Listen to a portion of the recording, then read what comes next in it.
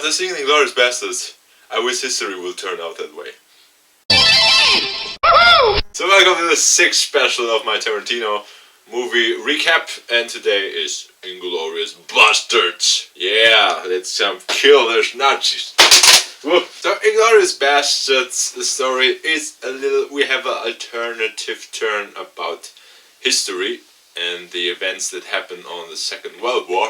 So basically, the story in *Inglourious Bastards* is the power of cinema that could change the history. Yeah, so after that many movies, I can change all the history. So we all see Batman history. Oh, that would be great.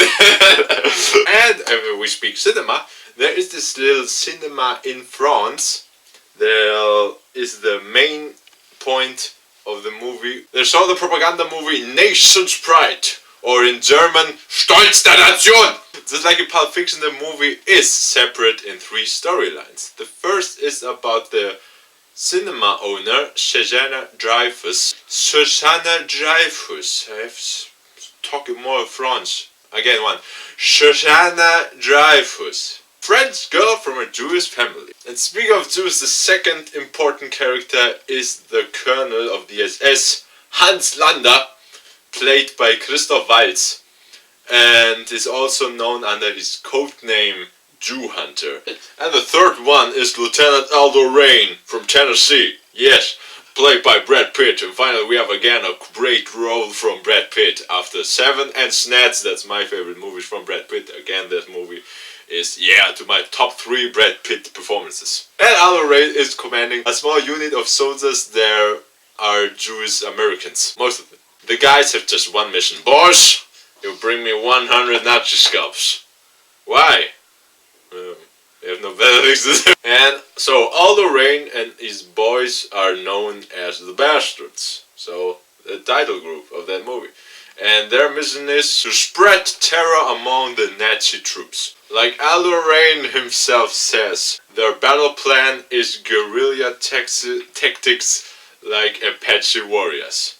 So going in fast, killing and hide. And that is perfect for the Bastards, because the movie they played, Stolz der Nation, and all the big names of the Nazi world is there, and also Goebbels and Adolf. And they see the opportunity. Hey, that's great. All the Nazi scum are there. Let's kill some pigs.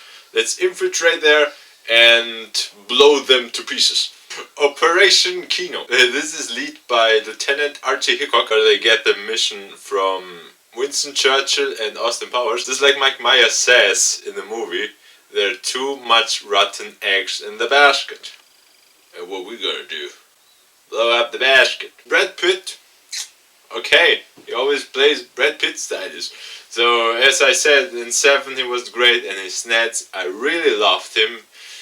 If I don't understand most of his words he said, but he was awesome. And here is Lieutenant. The most interesting thing about that movie is everyone speaks in their native language. We have French people, Germans, Americans, British, and everyone talks on their language, and this is great. So if you are a person that's bored and cannot read subtitles, well, this is not a movie for you.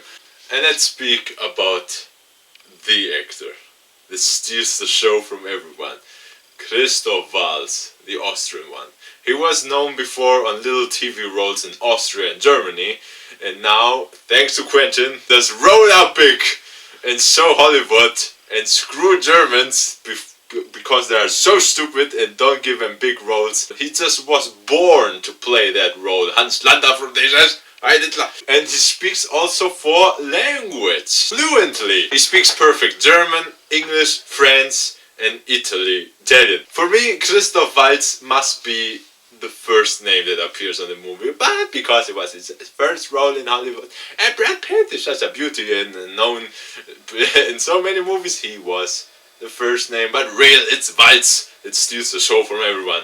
And this is, if you are bored or don't like history movies, this is not a history movie. It's like history meets grindhouse movies and combined together. And alone for Christoph Waltz, you have to see that movie. As Quentin says, in many of those kind of movies, if American actors speaks perfectly German or German Germans speak perfectly English, he really don't believe that. Just like if Eagles Dare or The Guns of Navarone or The Dirty Dozen. He insists to play Germans by German actors. It's like Daniel Brühl or Diane Krüger or Til Schweiger.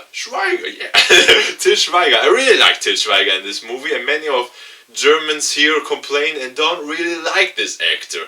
And I say, why are you fucking stupid? Don't like Til Schweiger. He's the only reason Germany, except the beer and Blitzkrieg, is known outside of German borders and Scorpions. And you complaining about Til Schweiger? He's awesome in this movie. And for Michael Fassbender, it was a special role because he played an English agent that could speak German fluently.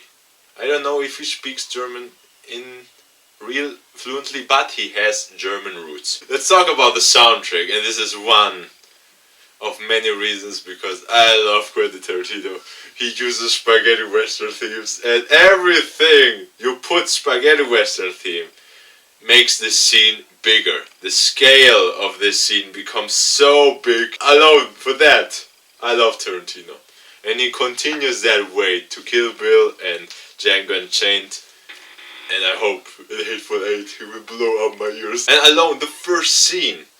Alone, goosebumps everywhere. You hear the theme of La Resa de Conti, or in America known as The Big Countdown, with Lee Van Cleef, and that was awesome because I love spaghetti western. It's one of my favorite genres, and to hear that in cinema, oh boy, I just cry about joy and hear that, oh, eargasm everywhere. Thank you, Tarantino. Thank you. And the cool thing about Inglourious Basterds, the movie is based on an Italian movie. Inglourious Basterds is also the same title, but it's written differently. Some letters are different. And the director is Italian, of course, Enzo Castellari. With passion, you have to say that name. And he gained Enzo Castellari in that movie, so for a short part. And if you see him, nerd bonus points for you. And he also has Bo Svenson in the movie, in a little part. Bo Svenson was the lead actor in the original Italian version, Inglourious Basterds, as I have also in my collection, of course. It's a great movie. Go see it. A hidden treasure gem in my gem review. Inglourious Basterds is a great movie. I always thought this is my favorite Tarantino movie, but then came Django Unchained, and about that we will talk next time. So, have you seen Inglourious Basterds? Of course. Why not? And what is your favorite role in the movie? Of course, for me, Christoph Waltz. His man is outstanding performance, and wow. So, thanks for watching, and next time we will go to Django Unchained. Oh, just like one movie before Hateful Eight hits the cinema. Oh, yes. Bye bye.